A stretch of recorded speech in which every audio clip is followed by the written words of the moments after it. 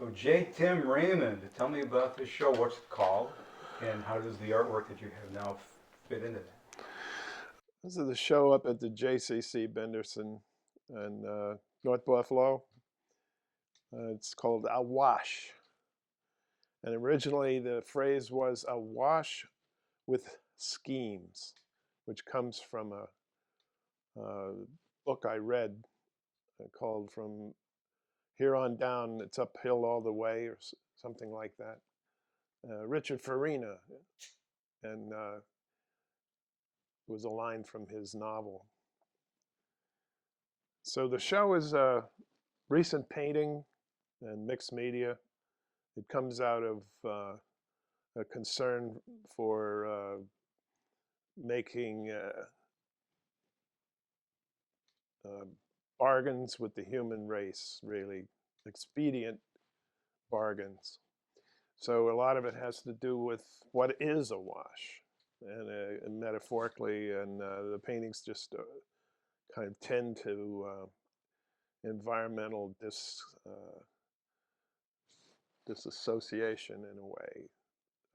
This one, though, I'll start with just to kind of give you some background on my career as a painter. This is right out of school. This was one I did in grad school at the Cooper Union in New York. Initially, it was a guy sitting on a bench. It was a homeless man sitting on a bench, and you could kind of see the head and some of the coverings that he draped around himself for the weather. And I just broke it down into abstraction. There's very little left to show the figure, but this whiteness begins to take over as a kind of formal relationship with the background. So always concerned with things in the foreground and things that surround it, the figure-ground relationship. All right, something like that. But over the course of years, I've gotten to where I don't use figurative form. I think let the viewer be the figure. And the way I see it now is through process. It generally winds up being a horizon line and something that catches the eye in the foreground that maybe is a little foreboding, a little anxious making, but I try to make it a beautiful uh, situation. This one, for instance, is a fairly recent one. It's in the show online, as we all know we must be. This is a scene at the beach. And initially it was cut paper from other monoprint sources, and then it was laid on the masonite, and then it was cut out with gesso and blue acrylic so that you have a sky that drops back. And it's just everything that's cut out. So these are excised elements of collage. And it winds up being something you might see in some tortured situation at the beach. The rocks eroded and gradually moving away from any any habitation. This is an enlarged version of that. This is a painting called Pelagio, which just means from the sea or from the ocean, and it's supposed to be a kind of flickering sense of the landscape and kind of viewing it from some outcropping. Uh, there might be the suggestion of a volcano or a large island emerging from the ocean or sinking into the ocean. There's a lot of ambiguity that I sense about the process and how to arrive at a final statement. And there's really no final statement. It just stops at a certain point. You have to put a wire on it and hang it. It's interesting that for a show representing your latest work, we have some of your first work, some of your interim work, Yeah. and some of your latest work. There's a wash, there's a fluidity to that. Yeah. So how did you choose which paintings are going to represent you for this show? Just the most recent ones. I had a show at Pausa, the art house, and those were strictly painted collages. And I had 14 of those. And I sold 2 of those out of that show. And I took the rest back, as you mostly always do, returning to the studio, and had a talking to, as I do, with the paintings. And I say, you guys are just not giving me the best, you know, and I'm going to trick you out. And then I changed them enough so that now the process that I always use, I'm not married to leaving it at that. I'll come back in and work it however I feel like it needs to go. So although they were recent works in one sense, they're even more recent now. They're the same paintings, but they've been delivered of different aspects of, you know, reorganization or editing and so forth. But it's the same process, really. I've never found a stability or satisfaction with something situated and then a cast shadow on it and say, well, that's it.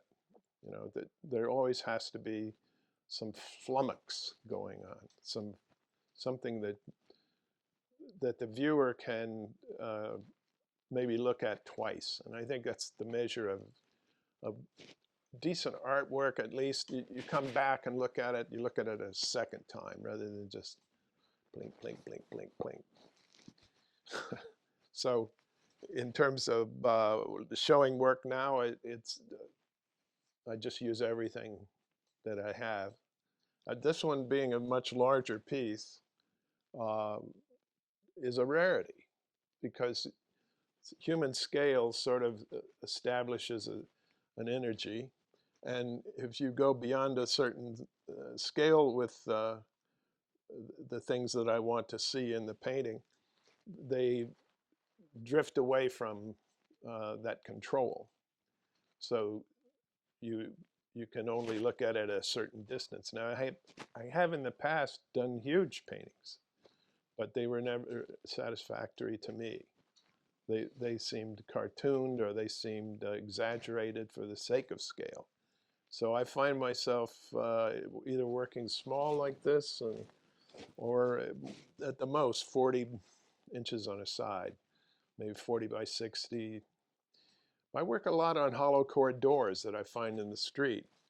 And sometimes I cut them down to a more reasonable size. And then just looking at the space surrounding me, you can't make huge paintings and not sell them. So when they come home, they just start stacking up like wallboard. And so over the years, I've managed to keep it more moderate, I guess, more moderate scale. How is this space? We're in your studio right now. Right. You're literally at home in your studio. Right. So how does that influence the work that comes out? Oh, I think a studio does everything. If you're not a landscape plein air painter and you're not out in the world throwing yourself at the elements all the time, you're working with a lot of just conceptual stuff that you find begins to associate itself maybe 50% of what's on the canvas or the whatever ground you're working with, you sort of expect it to meet you halfway, you know, at a certain point in the painting. I was talking to somebody online and they said it's always the most glorious thing to start a painting. Then the hardest part is to finish it. And somewhere in between, there's highs and lows of your energy and your doubt and your certainty about what you're doing or how it fits into the canon of fine art at large, or even just contemporary art. And you can't dwell on any of that. You just have to say, well, the process will out. And this studio's been perfectly good for the number of years I've been here. And now I'm figuring that I've always had a studio, but regardless of the size of it, I've always found the smallest portion of it to be where I felt most secure in what I was doing. So no matter what I do in the studio, it's always just like one part of it that really is where the work takes place. And I've been living here 10 years. So you said something interesting a minute ago about not being out in the world. One thing not everyone knows about you, who only knows you as a painter or something, right? Because you're very much out in the world. Yeah. I mean, you mentioned inspiration from a book, but you're a writer as much as a reader. You're involved with the theater, on stage, behind the scenes, things in the art world. Yeah. Well read, well studied on a great variety of topics, right? Yeah, well, how does all that get focused into that little square or rectangle at the book? That always gets me to just kind of frame everything within that rectangle and say, okay, I take a title from a book. I don't even give the author the credit he deserves unless I'm explaining it more fully. But I used to just go to libraries and look at the titles, and then I'd say, well, that sounds like a good title for a painting. Man in the Holocene. I was just referencing this book recently because it talks about the isolation of old age. It's about a man, an architect who his memory is failing. He doesn't want to lose all the years of his energies in his work and his intellect, and so he starts putting up Post-it notes everywhere in his house. So in a way, it's a metaphor for the loss of the continuity of one's life. And he lives in an earthquake zone in Switzerland. And he experiences this earthquake, and all the Post-it notes drift down.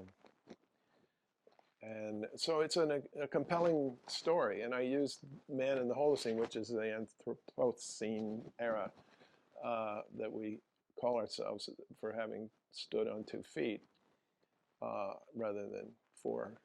And I've used that as painting titles before, where there's no man present. It's just a situation that the viewer is asked to participate in. But I did write, and I have written, and I started out writing before I ever started painting or drawing anything. And the idea was to kind of illustrate elements of a story that needed greater detail. One story was about a kind of a young man at odds with what he might do, going to see his older sister in a tea room in Washington, D.C., when they still had tea rooms. And it was a kind of a girly place to show up for him, but he did it. And then he started playing with the cruets and the salt and pepper shakers out of nervousness. And I said, well, I really need to detail what those look like. So I did some drawings of them. And I thought, you could make a story with illustrations. And so I started doing that. I'd put them in the margin. I'd say, so-and-so was playing with this while he was talking to his sister, and this is what those salt and pepper shakers looked like. Just to draw the reader a little bit further into the narrative. And then I just decided, well, I'll just make drawings and leave out the text. They were mostly parroted text from other writers like Salinger and different writers about the angst of youth in the 60s. So now, you know, I came and went, basically. Went to Vietnam, I came back and went to art school. Well, you've had quite a flow to all your life experiences Yeah. from Vietnam time to educational period to art and all those inspirations. There's been a flow to, and there's flow in water and almost everything you do. So how does this all wrap up and flow together into a wash for the JCC Jewish Community Center, right? That's right. Okay. And you are the Jewish representative who's interviewing me, as they wished me to find when I undertook this. I think the flow comes from always having been close to the coast. I grew up on two coasts of the Narragansett Bay and the Chesapeake Bay. And if I'm close to water, I always feel like the horizon promises something. It might promise the deluge. Thanks very much for taking this time. I look forward to you coming to your electronic media and seeing the show. It'll be up a couple of months. Any last thing you wanted to say, Tim? Thanks, Katie, for undertaking the opportunity to let me get out there and show the rectangles.